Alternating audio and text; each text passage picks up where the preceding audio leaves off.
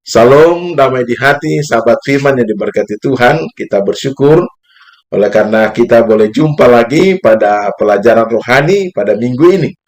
Sebelum kita mempelajari firman Tuhan, mari kita berdoa.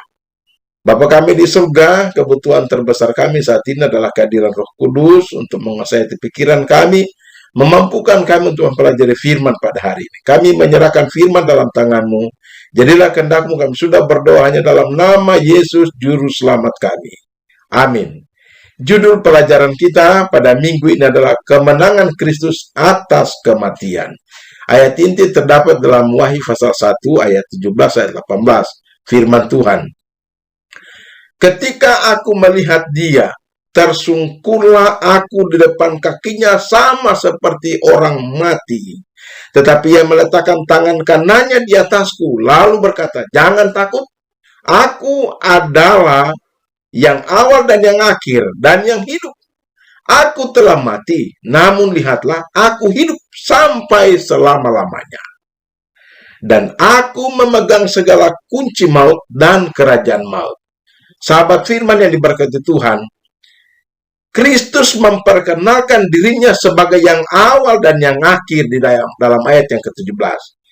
Ini adalah sebuah gelar yang dipakai Allah dalam Yesaya pasal 44 ayat yang ke-6 dan pasal 48 ayat yang ke-12.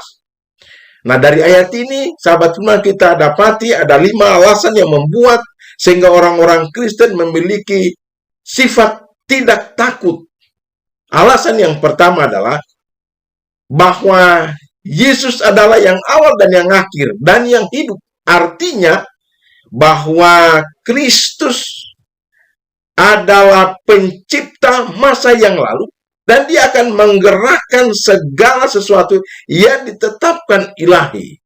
Yang kedua, bahwa Kristus pernah mati dan hidup kembali. Artinya, sahabat firman, tidak ada manusia biasa yang dapat mengalahkan maut. Namun, Kristus telah melakukannya. Yang ketiga adalah, Kristus memiliki kunci maut dan kerajaan maut. Artinya, sahabat firman, bahwa ini menunjukkan kepastian bahwa nasib jiwa manusia sepenuhnya berada di bawah kekuasaan Yesus Kristus. Alasan yang keempat adalah, kematian Yesus di kayu salib adalah dasar penebusan kita dalam Kolose 1 ayat 14. Namun sahabat firman, juru selamat yang mati tidak dapat menyelamatkan siapapun. Mari kita perhatikan statement rohani ini. Selain dia harus dibangkitkan, dan kebangkitan Yesus Kristus memberikan jaminan yang sangat luar biasa bagi seluruh umat manusia. Yang kelima, kebangkitan Yesus menandai kemenangan akhir atas dosa dan kematian. Itu juga menjamin kebangkitan kita sendiri ketika kita mati. Sangat luar biasa firman yang kita pelajari pada minggu ini. Pada minggu ini kita dapati ada 3 poin penting dari firman ini. Poin yang pertama adalah kebangkitan Yesus. Poin yang kedua adalah para saksi. Poin yang ketiga adalah pentingnya kebangkitan. Mari kita lihat kebangkitan Yesus.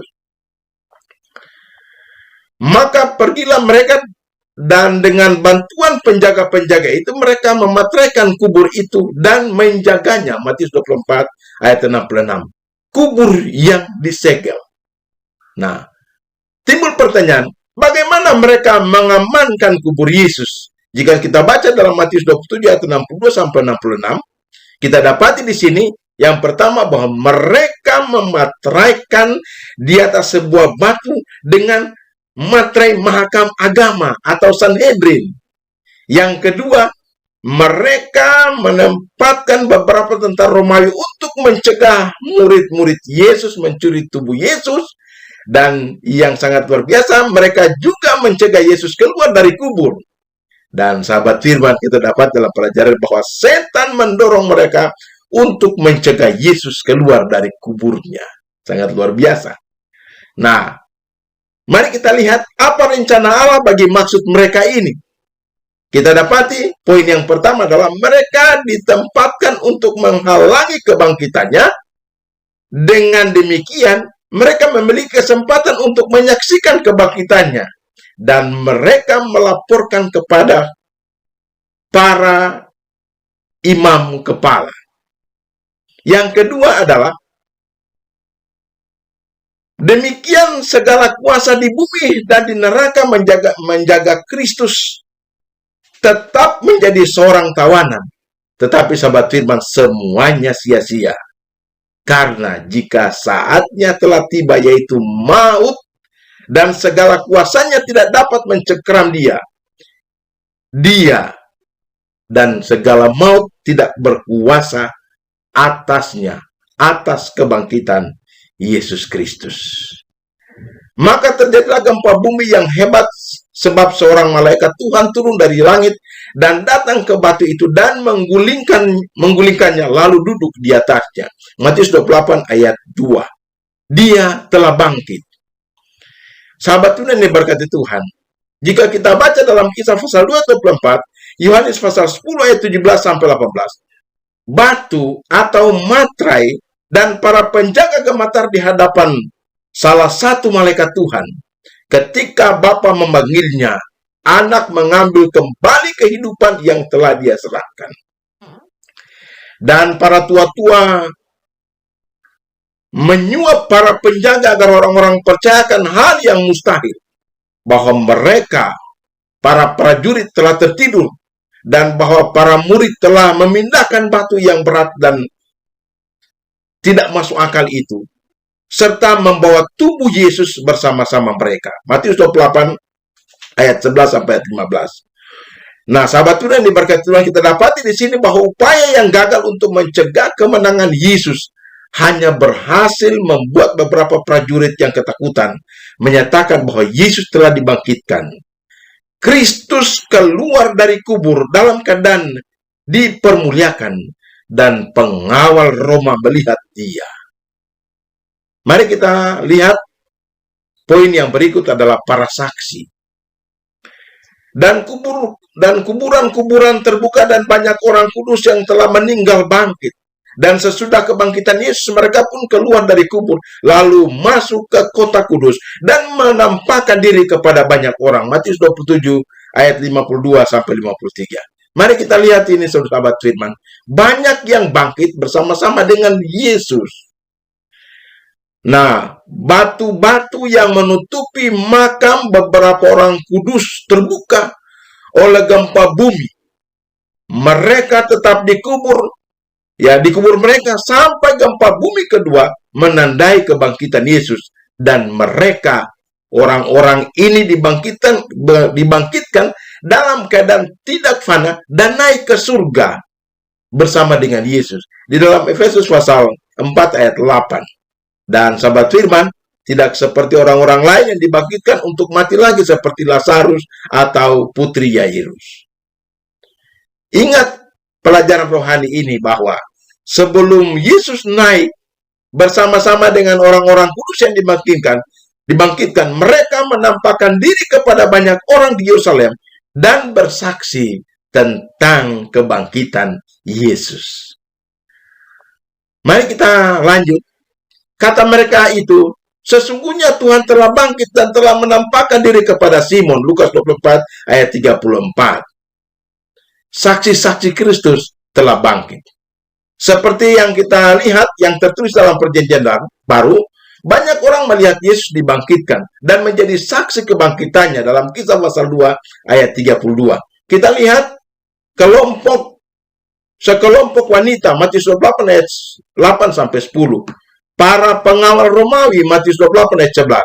Maria Magdalena, Markus 16 ayat 9, Yohanes 20 ayat 16 sampai 18. Murid-murid Yemaus, Lukas pasal 2 ayat 4, Lukas pasal 2 dan Lukas pasal 4 ayat 13 sampai 15, Markus 16 ayat 12. Petrus, Lukas pasal 24 ayat 34, 1 Korintus 15 ayat 5.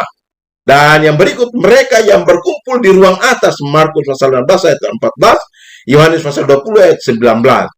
Thomas, Yohanes 20 ayat 24 sampai 26. Lebih dari 500 orang, 1 Korintus 15 ayat 6, Matius 28 ayat 16 sampai ayat 17. Lalu Yakobus saudara Yesus, 1 Korintus pasal 15 ayat 7. Paulus, 1 Korintus pasal 15 ayat 8. Nah, sahabat firman yang diberkati Tuhan, kita juga menjadi saksi kebangkitannya oleh iman. Di dalam Yohanes pasal 20 ayat yang ke-29.